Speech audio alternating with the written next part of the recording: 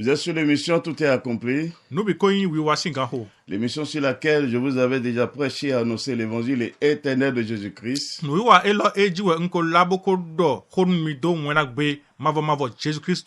2013 à 2015. En vous déclarant que le temps de jugement est accompli. Apocalypse 14, verset 6 à 7 est accompli. Selon l'ordre que j'ai reçu du Père. Et nous voici dans l'heure de la vérité. Dans cette phase où nous sommes, ce n'est point pour vous prêcher un autre évangile. Ce n'est point pour vous annoncer un autre message. Mais c'est vous parler de la restauration de cet évangile. En vous apportant la lumière sur la vérité de cet évangile. Et la vérité sur l'heure de l'avertissement.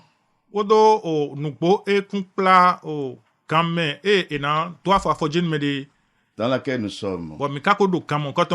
Car Dieu soutient toutes choses par sa parole. Et sa parole, c'est la vérité. En parlant de l'évangile éternel, la vérité parle de l'avènement du Fils de l'homme, son apparition du ciel,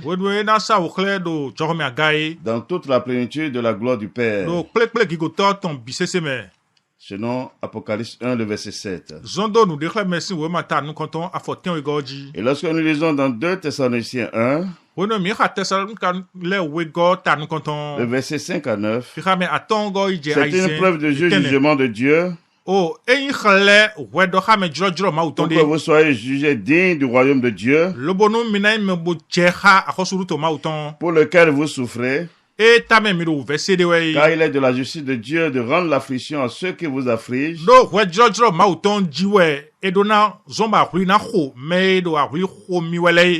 et de vous donner, à vous qui êtes affligés, du repos avec nous lorsque le Seigneur Jésus apparaîtra du ciel avec les anges de sa puissance au milieu d'une flamme de feu pour punir ceux qui ne connaissent pas Dieu et ceux qui n'obéissent pas à l'évangile de notre Seigneur Jésus. Ils auront pour châtiment une ruine éternelle loin de la face du Seigneur et de la gloire de sa force. Et nous voici dans l'heure de la vérité. En parlant de cette apparition, c'est un jour de vengeance. C'est un jour de colère. C'est un jour de la tristesse que les nations n'ont jamais connue.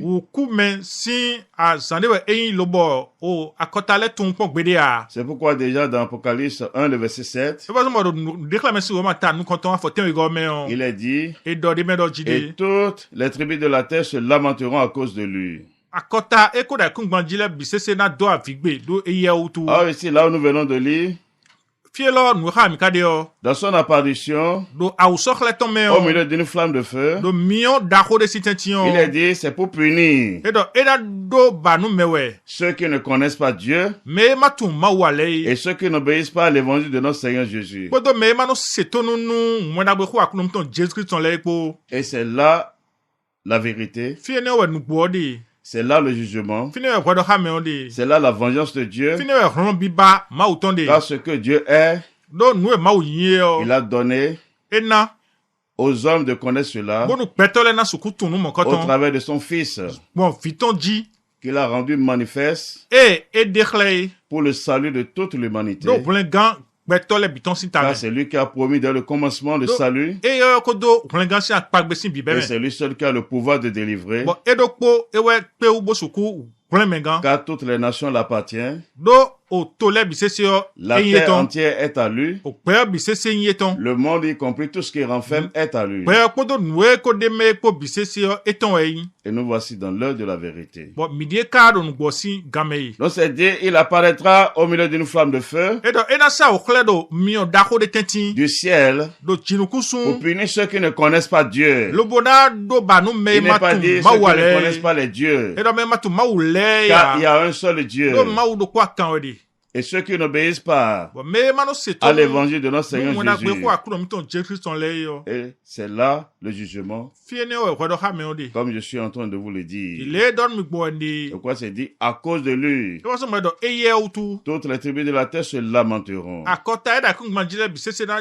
Car c'est lui qui a versé son sang pour ouvrir la porte du salut de Dieu à toute l'humanité, afin que quiconque croit en cela ait la vie éternelle. Car c'est en lui seul que réside la vie. Nous étions en train de parler sur le salut et nous avons démontré, selon les Écritures, avant que Dieu ne manifeste le salut, il a utilisé deux grands ministères, c'est-à-dire le ministère de Moïse et le ministère de Jésus-Christ. Et aussi, il a intervenu un autre ministère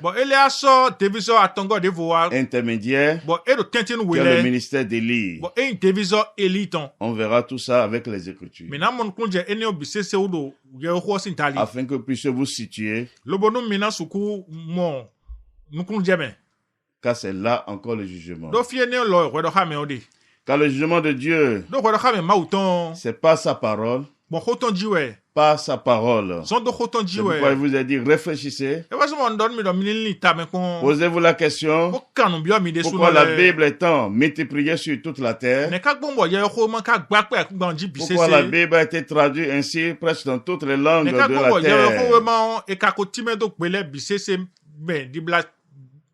Car c'est pas sa parole qu'il exercera son jugement. C'est sa parole qui est son épée. Et nous voici dans l'heure de la vérité. Donc nous allons continuer pour parler du ministère de Jésus-Christ. Jésus-Christ homme. On avait déjà prouvé avec les Écritures que le ministère de Moïse n'était pas pour toutes les nations, c'est seulement pour la maison d'Israël seule, c'est pour la nation d'Israël seule, la maison de Jacob seule. Dieu n'a pas donné cela pour toutes les nations. Et nous sommes là encore pour poursuivre dans le même esprit. En parlant du ministère de Jésus-Christ, c'est là le fondement du salut. C'est là le fondement du salut. En parlant du salut, c'est depuis le commencement que Dieu a annoncé le salut. Dieu l'a prédit depuis le commencement, après la chute de l'homme dans le jardin, que Dieu a déjà annoncé le salut. Nous lisons dans Genèse 3, le verset 14 à 15. L'Éternel Dieu dit au serpent, puisque tu as fait cela, tu seras maudit en tout le bétail et en tous les animaux des champs. Tu marcheras sur ton ventre et tu mangeras de la poussière tous les jours de ta vie. Je mettrai l'inimitié entre toi et la femme, entre ta postérité et sa postérité. Celle-ci t'écrasera la tête et tu lui blesseras le talon. C'est là tout le mystère de Dieu. Et si vous voulez comprendre, Lorsque nous lisons le verset 14, à la fin de ce verset, il est dit, et tu mangeras de la poussière tous les jours de ta vie. C'est par cette parole que le diable était devenu le prince de ce monde, ayant la puissance de la mort sur le monde, sur tous les hommes, principalement les pécheurs. Dieu a livré toute la création sous son pouvoir, comme une ploie dans sa bouche. Car ce monde terrestre, y compris tout ce qui renferme, vient de la terre. C'est le produit de la poussière. Donc c'est une parole spirituelle. Voilà la vérité. Mais lorsque nous lisons le verset 15, il est dit, je mettrai l'amitié entre toi et la femme, entre ta postérité et sa postérité. Celle-ci t'écrasera la tête. C'est-à-dire la postérité de la femme. C'est là que Dieu a annoncé le salut. Lui qui a livré toute la création sous son autorité, y compris toute l'humanité. Il a ouvert la porte du salut. C'est en cela qu'il a annoncé à la postérité de la femme. Il a annoncé à la postérité de la femme qui va le déposséder de toute cette puissance pour rendre libre les captifs, pour apporter le salut à tous ceux qui espèrent en Dieu.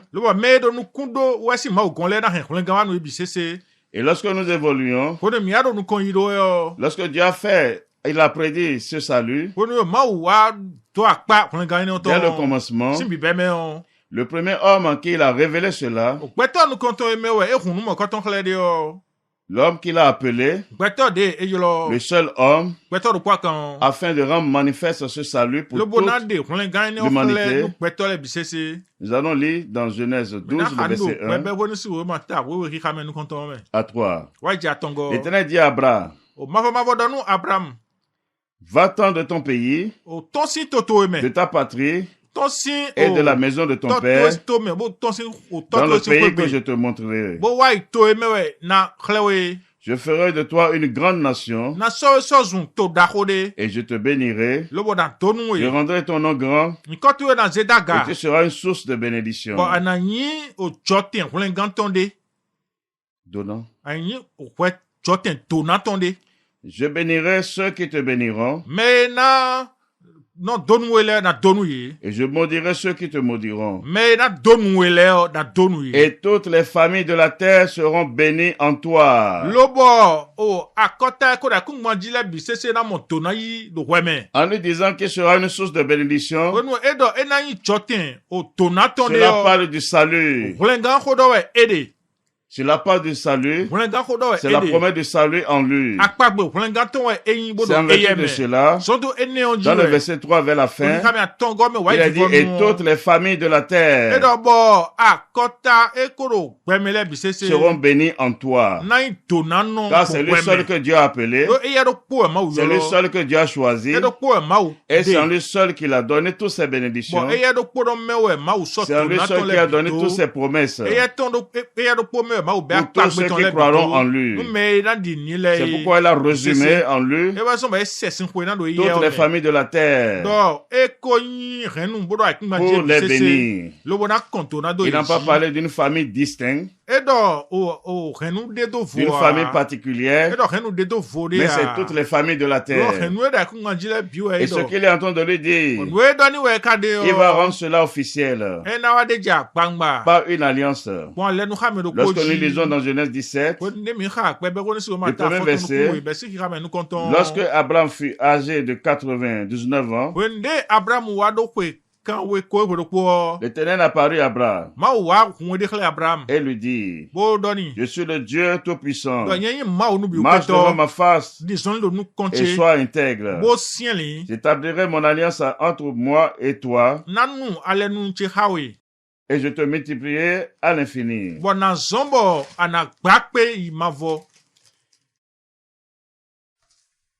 Abraham tomba sur sa face. Et Dieu lui parla en disant, voici mon alliance que je fais avec toi. Tu deviendras père d'une multitude de nations.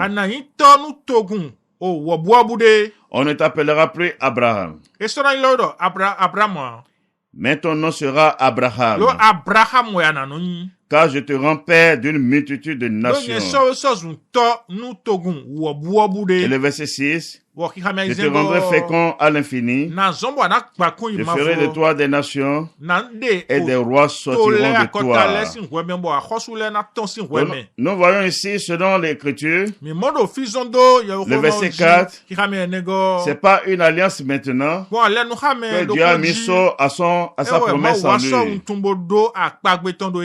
En lui déclarant, voici mon alliance que je fais avec toi. Tu deviendras père d'une multitude de nations.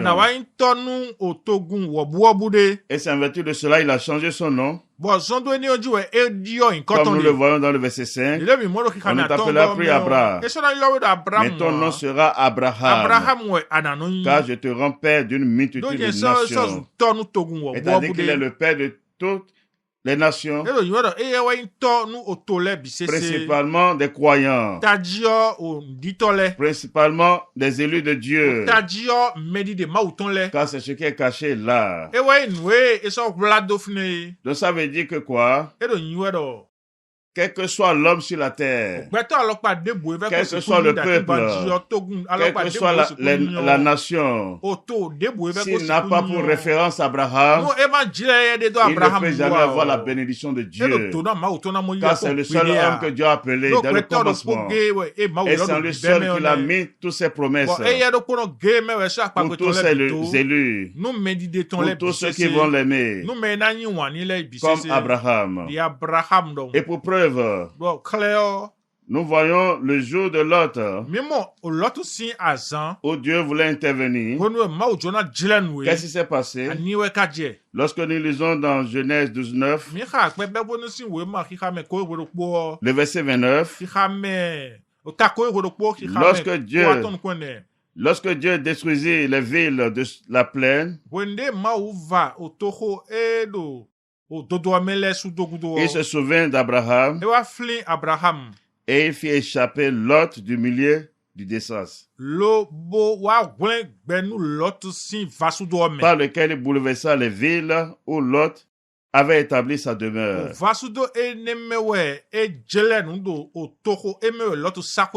Il n'est pas dit lorsque Dieu détruisit les villes de la plaine, il se souvient de Lot. Non. Mais il se souvient d'Abraham. C'est-à-dire, c'est pas égal à Abraham que Dieu a préservé la vie à Lot. Parce que c'est un élu de Dieu. C'est un fils d'Abraham. Mais c'est pas égal à Abraham. L'alliance qu'il a fait avec lui, l'alliance du salut, la chose qu'il a mis en lui, la chose du salut, c'est pas égal à cela qu'il a préservé la vie.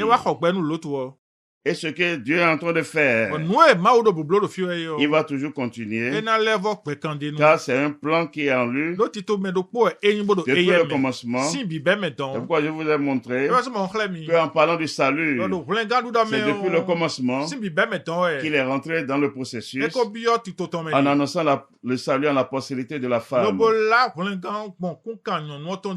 Et nous voyons encore dans Genèse 22, le verset 18, après que Abraham fut mis à l'épreuve par Dieu, qui lui demanda de lui offrir son fils, l'unique en sacrifice, et par son obéissance à la voix de Dieu. On a vu ici, Dieu a rendu manifeste avec la vertu de sa puissance, la vertu de sa force, qui lui donne de soumettre toutes choses à sa volonté. Cette promesse dans toute son intégralité. Nous lisons dans le verset 18, il a dit toutes les nations de la terre seront bénies en ta postérité, parce que tu as obéi à ma voix. Ici, Dieu est en train de révéler son plan en lui, le plan de salut qu'il est en train de construire en lui parlant qu'il deviendra une source de bénédiction. Et que toutes les familles de la terre seront bénies en lui. Et qu'il a rendu manifeste par l'alliance. Mais ici, nous voyons ici qu'il a révélé son secret. En lui parlant de la postérité. Il a dit, en lui parlant de la postérité. La postérité. Et toutes les nations de la terre seront bénies en ta postérité. Donc c'est là il a révélé son plan maintenant. Pour le salut. Il a situé cela maintenant. Pour dire c'est en sa postérité que toutes les nations de la terre, sans exception, en parlant de toutes les nations de la terre, y compris la nation d'Israël aussi. Parce que toutes les nations de la terre, et de ça qu'il s'agit, qui seront bénis en sa postérité. Pourquoi? Parce qu'il a obéi à la voix de Dieu. Et sans contredire, nous n'allons pas loin pour chercher cette vérité sur ce mystère, à savoir la postérité d'Abraham. De quoi il s'agit? De qui il s'agit? Lorsque nous lisons dans Galates 3, le verset 16, or les promesses ont été faites à Abraham et à sa postérité. Il n'est pas dit et aux postérités, comme il s'agissait de plusieurs, mais en tant qu'il s'agit d'une seule, et à ta postérité, c'est-à-dire à Christ. Voilà la vérité qui est derrière tout ce plan que Dieu a commencé depuis la chute de l'homme et qu'il a rendu effectif en Abraham. Donc en parlant de sa postérité, cela parle de Christ. C'est en lui que toutes les nations seront bénies. C'est-à-dire c'est en lui que toutes les nations seront sauvées, seront rachetées pour Dieu, pour la vie éternelle. C'est en lui seul. Et c'est ça qui est la vérité. Or, lorsque nous parlons ainsi, le jour où Abraham a été mis à l'épreuve, cette épreuve auquel il a été soumis, c'est une épreuve prophétique qui annonçait le plan de Dieu pour le salut de l'humanité. Lorsque nous revenons dans Genèse 22, le verset 1, après ces choses, Dieu mit Abraham à l'épreuve. Et il dit à Abraham, et il répondit, me voici. Dieu dit, prends ton fils, ton unique, celui que tu aimes, Isaac, va-t'en au pays de Morija, et là offre-le en holocauste sur l'une des montagnes que je te dirai. C'est là déjà que Dieu est en train d'annoncer son plan par rapport au salut entre le Père et le Fils. Le Père qui doit livrer son Fils en sacrifice pour le rachat de l'humanité. Donc c'est une figure du plan de Dieu qu'il est en train de révéler à Abraham. C'est pourquoi au jour du Fils de l'homme au milieu des Juifs, il pouvait dire aux Juifs, Abraham, votre Père, il a vu mon jour et il a tressailli de joie. Il a vu mon jour et il a tressailli de joie. Donc lorsque nous parlons ici, pour avoir la pleine compréhension, toujours dans Genèse 14, le verset 17, après qu'Abraham fut revenu vainqueur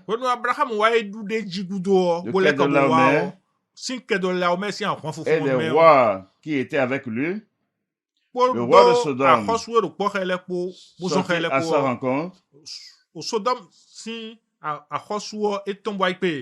dans la vallée de Yahvé, qui est la vallée du roi. Melchisedec, roi de Salem, fit apporter du pain et du vin. Il était sacrificateur du Dieu très haut. Puisque Abraham c'est un prophète, Dieu lui parlait de son plan. La promesse qu'il a faite en lui concernant le salut, c'est ça qu'il est en train de lui révéler. La source là. Or ici nous avons vu, lorsqu'il est revenu de la guerre, il a dit que Melchisedec, roi de Salem, qui est allé à sa rencontre, il lui a apporté du pain et du vin. Qu'est-ce que cela veut dire? Qu'est-ce que cela veut dire? Lorsque nous lisons dans les évangiles, Matthieu 26, le verset 26. Pendant qu'il mangeait, Jésus prit du pain et après avoir rendu grâce, il le rompit et le donna aux disciples en disant: prenez, mangez ceci, est mon corps. Il prit ensuite une coupe, et après avoir rendu grâce, il la leur donna, en disant: buvez-en tous. Et le verset 28, car ceci est mon sang, le sang de l'alliance, qui est répandu pour plusieurs, pour la rémission des péchés. Voilà le mystère qui est derrière cela, qui annonçait l'œuvre de Christ pour le salut de l'humanité. C'est pourquoi la nuit où il fut livré, dans la nuit là, il a pris le pain et le vin pour manifester son œuvre. En prenant le pain, après avoir rendu grâce, la Bible déclare, il le rompit et il déclara: mangez, ceci c'est mon corps. Il a dit: ceci c'est mon corps. Il ne s'est pas arrêté là. Il a pris la coupe aussi, où il a le vin dedans. Et après avoir rendu grâce, il le leur donna, en leur déclarant: buvez-en tous. Ceci est mon sang, le sang de l'alliance, qui est répandu pour plusieurs, pour la rémission des péchés. Car sans effusion du sang, il n'y a pas le pardon des péchés selon les Écritures. Et c'est là le salut. C'est pourquoi il disait au milieu des Juifs: Abraham, votre père, il a vu mon jour et il a tressailli de joie. Parce que c'est en lui que le salut est révélé. C'est en lui que le salut est manifesté. Donc, en parlant de Christ, c'est-à-dire Jésus-Christ homme, son ministère s'adresse à toutes les nations, y compris la maison d'Israël, c'est-à-dire la nation d'Israël. C'est pourquoi, dès le commencement, lorsque le Fils de l'homme s'est positionné, la parole est sortie. Quand Dieu, il n'y a pas de contradiction. Dans Jean 3, le verset 16, car Dieu a tant aimé le monde qu'il a donné son Fils unique, afin que quiconque croit en lui ne périsse point, mais qu'il ait la vie éternelle. Voilà la vérité. Il est dit: Dieu a tant aimé le monde, c'est-à-dire toutes les nations qui sont sur la terre. Donc c'est pour eux qu'il a donné son Fils unique, afin que quiconque croit en lui ne périsse point, mais qu'il ait la vie éternelle. C'est-à-dire, soit échappé, soit préservé du jugement de Dieu, son jour de vengeance qu'il a réservé pour détruire ce monde avec tout ce qui renferme. Donc voilà la vérité. Donc le ministère de Christ ne s'adresse pas uniquement à la nation d'Israël, mais c'est pour le monde entier, c'est pour toutes les nations, contrairement au ministère de Moïse, qui est uniquement pour la maison d'Israël. Voilà la différence. Et ce ministère de Christ, c'est sur ça que repose le salut, et sur ça que repose la vie éternelle, car c'est en lui seul qu'est la vie éternelle. Car la postérité d'Abraham, dont il s'agit, à laquelle toutes les nations seront bénies, selon les Écritures, ça parle de Christ. Et il y a un seul Christ. Et c'est ça qui est la vérité. Et c'est ce que je vous ai montré selon les Écritures. Mais d'autres, dans leur folie et dans leur égarement, ils vont dire non, le Christ, chaque nation a son Christ, ou chaque temps a son Christ. Pourtant, ils ont la Bible en main. Pourtant, ils tiennent les Écritures en main. Mais ils ne veulent pas reconnaître l'œuvre de Dieu. Car il y a une seule porte pour le salut. Il n'y a pas deux portes pour le salut. En parlant du salut de l'humanité, il y a une seule porte. Et cette porte, c'est Christ lui-même. C'est-à-dire Jésus-Christ homme. C'est pourquoi il a été présenté dans le commencement en tant qu'agneau de Dieu. En tant qu'agneau de Dieu. Or, lorsque nous lisons dans Matthieu 10, le verset 5, tels sont les 12 que Jésus envoya après les avoir donné les instructions suivantes. N'allez pas vers les païens et n'entrez pas dans les villes des Samaritains. Allez plutôt vers les brebis perdues de la maison d'Israël. Allez prêcher et dites le royaume des cieux est proche. Ces incrédules vont dire voilà. Ça, c'est ce que lui-même a dit. N'allez pas vers les païens. N'allez pas vers les Samaritains. Les Samaritains, c'est une partie d'Israël qui est tombée dans le jugement que Dieu a séparé du peuple. Mais il a dit allez plutôt vers les brebis perdues de la maison d'Israël. Donc son ministère, c'est uniquement pour la maison d'Israël. Ce n'est pas la vérité. Dieu ne se contredit pas. Mais quand nous évoluons encore, dans Matthieu 15, le verset 22, et voici une femme cananéenne qui venait de ces contrées, lui cria, aie pitié de moi, Seigneur, fils de David. Mais lorsque nous évoluons pour gagner le temps, en lisant le verset 24, il répondit, je n'ai été envoyé qu'aux brebis perdues de la maison d'Israël. Je n'ai été envoyé qu'aux brebis perdues de la maison d'Israël. Ça veut dire qu'il était fermé alors aux païens, aux nations, lorsqu'il était dans son ministère, selon la chair, au milieu des Juifs. Mais qu'est-ce qui est caché derrière cela? Est-ce que Dieu en Dieu y a contradiction? Parce que le Christ c'est pour toutes les nations. Et c'est ça qui est la vérité. Car c'est en lui seul qui est le salut. C'est lui le salut qui est préparé devant toutes les nations. Devant tous les peuples. Mais si tel est le cas, écoutons d'abord son propre témoignage dans son ministère en ce temps-là. Dans Jean 10, le verset 16, j'ai encore d'autres brebis qui ne sont pas de cette bergerie. Celles-là, il faut que je les amène. Elles entendront ma voix. Et il aura un seul troupeau, un seul berger. Voilà ce qu'il disait. J'ai d'autres brebis qui ne sont pas de cette bergerie. C'est-à-dire qui ne sont pas de la maison d'Israël. Donc il a une préoccupation. Mais pourquoi en ce temps il était limité? Nous allons voir encore son témoignage dans Jean 12, le verset 20.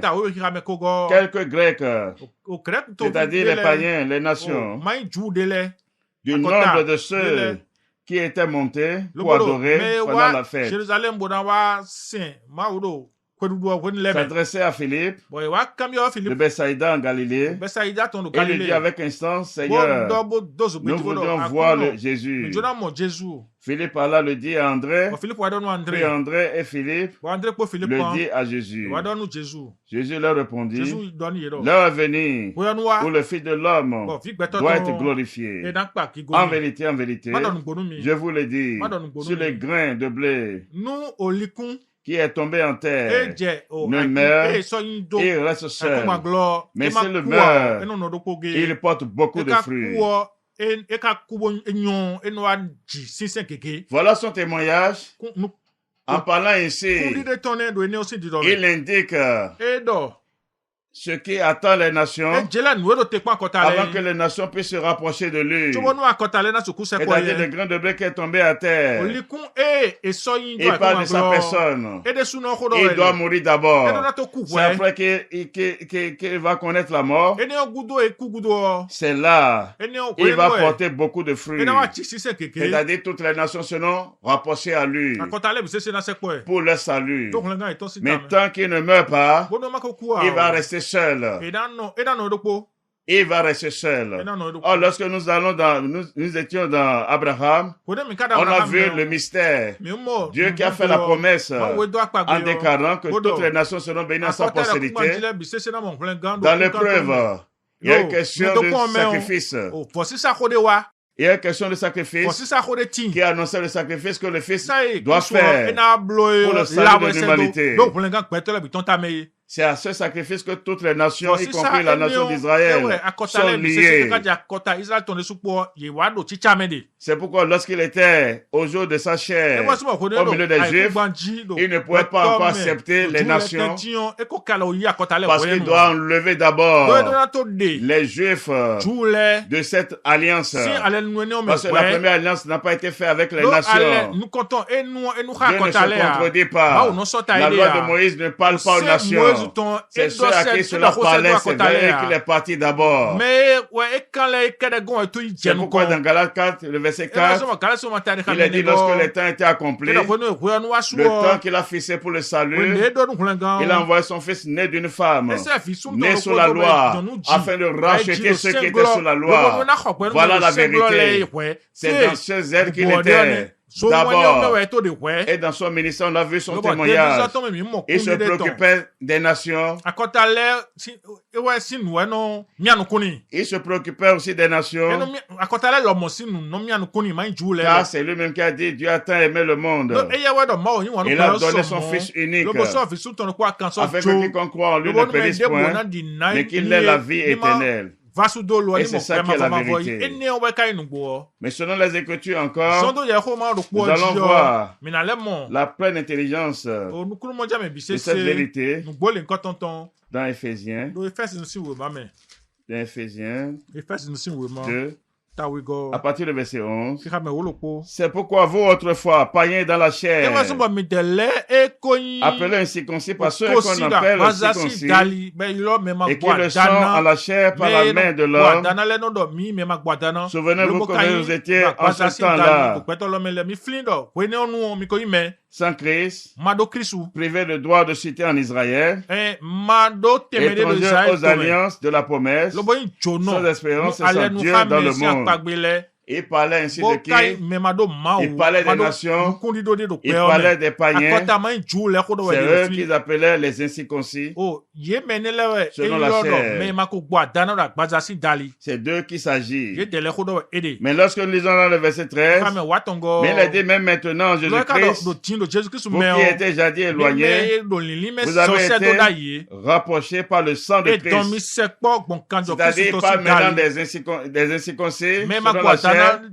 Il parle des païens Même maintenant, en Jésus-Christ, vous qui étiez jadis éloignés, vous avez été rapprochés par le sang de Christ. C'est ce qu'il disait en son temps.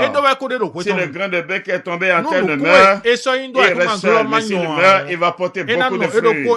Il a annoncé sa mort pour les nations. C'est pas sa mort.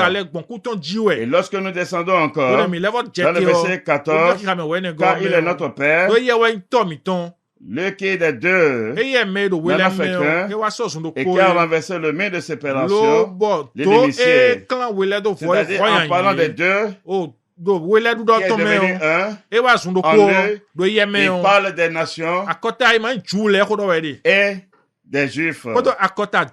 Il parle des nations et la nation d'Israël. Parce que ils étaient séparés. Ils étaient séparés. Et le main de la séparation qui était l'inimitié entre eux, c'est la première alliance qui est la loi de Moïse. C'est pourquoi, au jour de sa chair, il doit d'abord ôter cela d'abord. Et dans le verset 15, il est dit, ayant anéanti par sa chair la loi des ordonnances dans sa prescription, afin de créer en lui-même, avec les deux, un seul homme nouveau, en établissant la paix. C'est-à-dire par sa chair, par le sacrifice de son corps, il a mis fin à la loi de Moïse dans toutes ses prescriptions, dans toutes ses ordonnances, afin de créer en lui-même avec les nations et la nation d'Israël un seul homme nouveau en lui-même. C'est cela qu'il disait en son temps, je bâtirai mon église. L'église, c'est-à-dire ceux du milieu des nations qui ont cru à cette œuvre en lui, en son nom, qui rentre dans l'église. Ceux des 12 tribus du milieu d'Israël qui ont cru à cette œuvre, c'est-à-dire à sa mort et sa résurrection. C'est eux qui forment l'église, qui rentrent maintenant pour devenir un seul corps, un seul homme nouveau, l'église de Dieu vivant. Voilà l'œuvre de Dieu.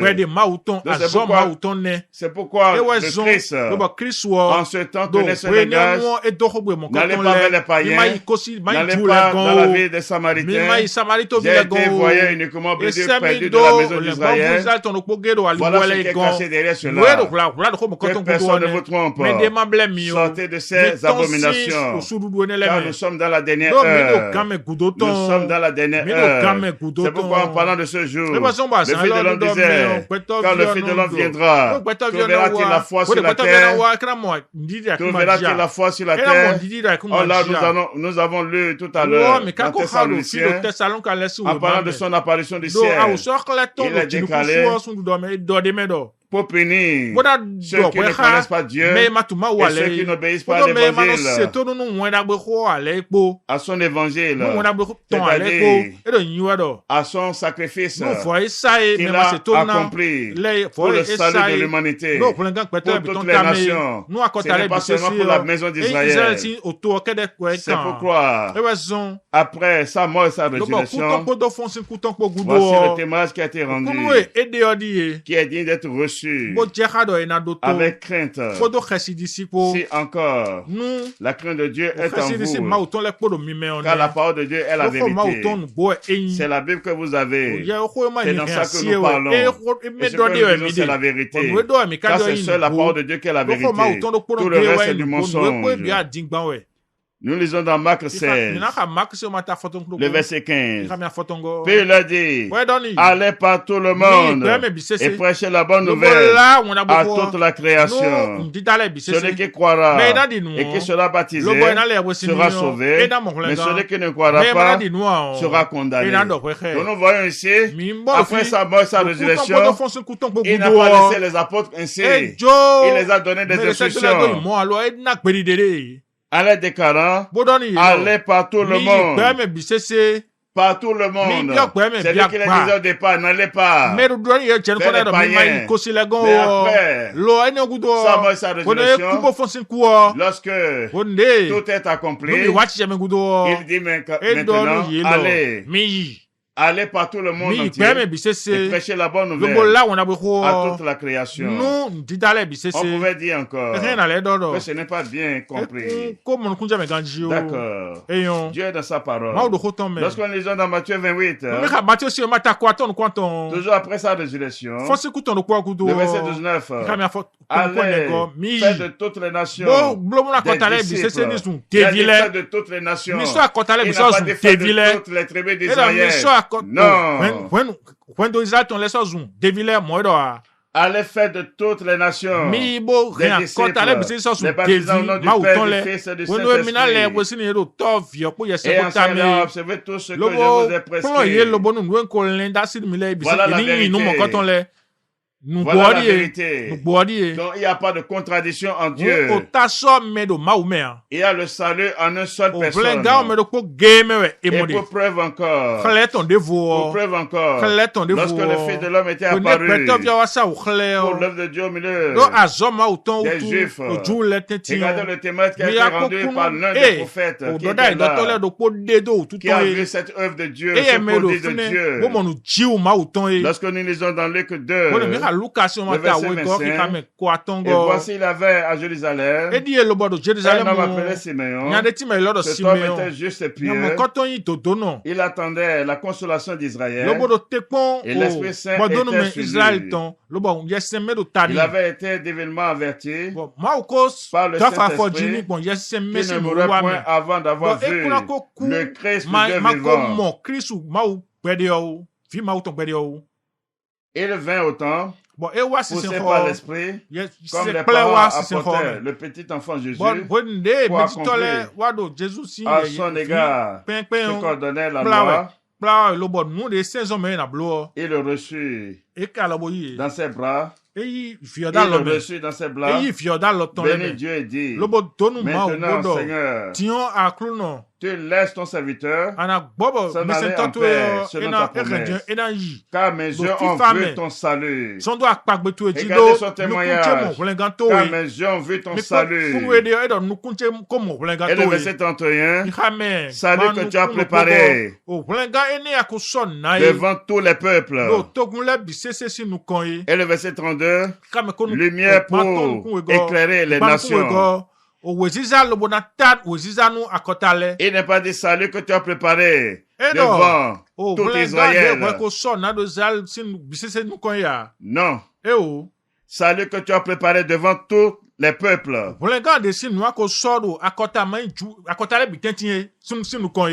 Lumière pour éclairer les nations. C'est-à-dire toutes les nations. Donc le Christ est pour toutes les nations, c'est pour tous les peuples, car la promesse qui a été faite à Abraham, c'est pour toutes les nations, ce n'est pas pour une seule nation. Craignez Dieu, donnez-lui gloire. Et il est écrit encore, et gloire d'Israël ton peuple. C'est-à-dire, c'est du milieu d'eux qu'il est sorti. C'est là la gloire qu'ils ont. En dehors de ça, tout est un. Tout est un. C'est la même grâce devant Dieu pour le salut. En parlant du salut pour le juif et pour le païen, c'est la même grâce. C'est le même fondement. Voilà la vérité. Mais ce salut qui a été manifesté, on a vu dans Éphésiens, où il est écrit que c'est pas sa chair qu'il a anéanti la loi. C'est-à-dire il a mis fin à la loi de Moïse, le livre de la loi, c'est-à-dire les 10 commandements, les dîmes, les offrandes, les sacrifices, les fêtes, Pâques, Pentecôte, Tabernacle, les actions de grâce, les prémices, la construction du temple, l'adoration du temple physique, l'encens, l'huile d'onction. Tout ça là, il a mis fin. C'est pourquoi dans Romains 10, verset 4, il est dit qu'à Christ c'est la fin de la loi pour la justification de tous ceux qui croient. Voilà la vérité. Voilà la vérité. Et lorsque nous rentrons dans l'avertissement de l'heure, est la vérité, Nous lisons dans Apocalypse 18, le verset 4 à 5. Et j'entendais du ciel une autre voix qui disait, sortez du milieu d'elle, mon peuple, afin que vous ne participiez point à ses péchés et que vous n'ayez point de part à ses fléaux. Car ces péchés se sont accumulés jusqu'au ciel et Dieu s'est souvenu de ses iniquités. Il a dit, sortez du milieu d'elle, c'est-à-dire du milieu de Babylone, de son église. Quand vous a donné l'intelligence, en parlant de Babylone, c'est de Rome qui est représenté par son église, l'église catholique romaine, et tous les églises de ce monde. C'est toujours son église, c'est ses filles, car elle n'existe pas sans elle. Elle ne peut jamais exister sans elle. C'est elle qui les a enfantés. Et l'évangile qu'elle a amené, c'est l'évangile renversé. Ce n'est pas l'évangile de Christ. Ce n'est pas l'évangile de Christ selon les Écritures.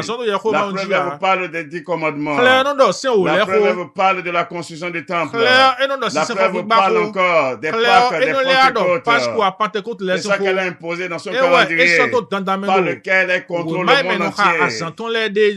Et c'est dans ça que tous ceux qui sont sur la terre sont soumis.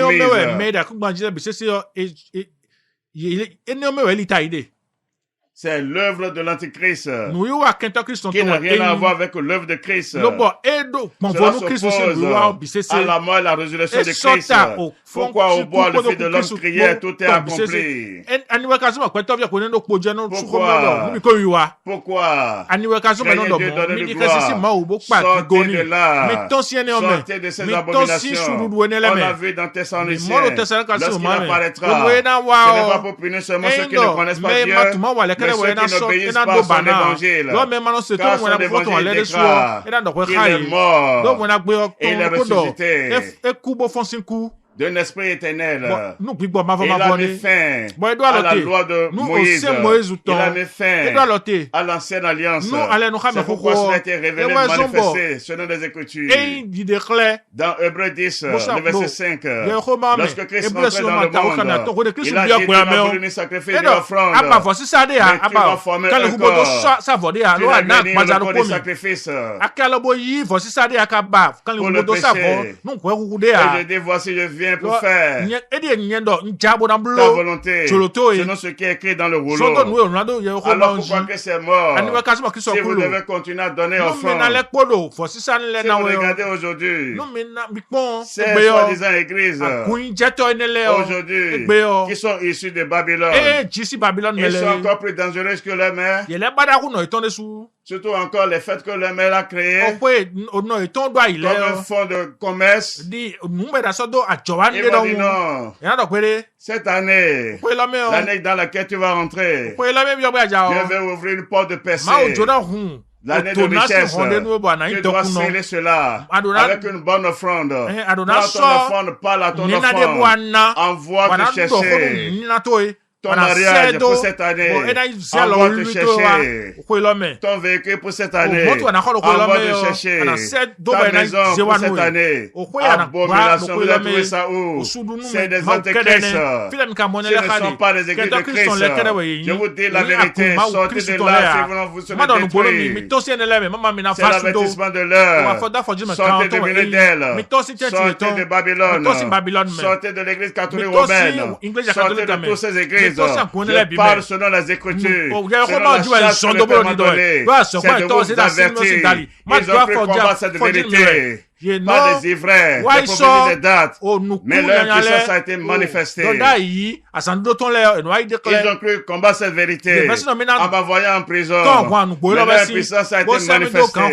Car m'envoyer en prison, c'est croyant me tuer là-bas. Ils ont menti. Me voici sur mes pieds maintenant. Me voici sur mes pieds. Mais je n'ai que peu de temps pour vous parler. Car il y a un temps pour parler. Et il y a un temps pour garder le silence. C'est-à-dire, c'est le moment que Dieu agit et celui qui a manifesté selon les Écritures la première phase de son jugement que vous avez vu sur toute la terre en 2020. Il est puissant pour manifester la dernière phase et c'est dans ça que nous sommes. Et comme je vous l'ai déjà dit, après cette manifestation du jugement de Babylone, la fumée de son incendie qui monte au sein des siècles, sa destruction, sa disparition pour toujours. C'est là la fin. C'est là l'apparition de l'Antéchrist. Sortez du milieu d'elle. Sortez de ses filles, ses prostituées, ses impudiques. Si vous ne sortez pas de là, vous allez périr.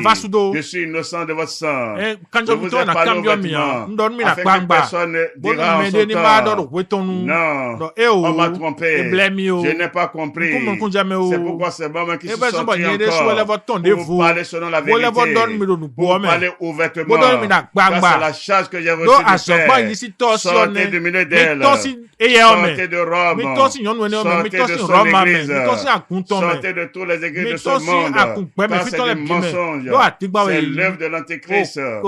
Cela n'a rien à voir avec la vérité.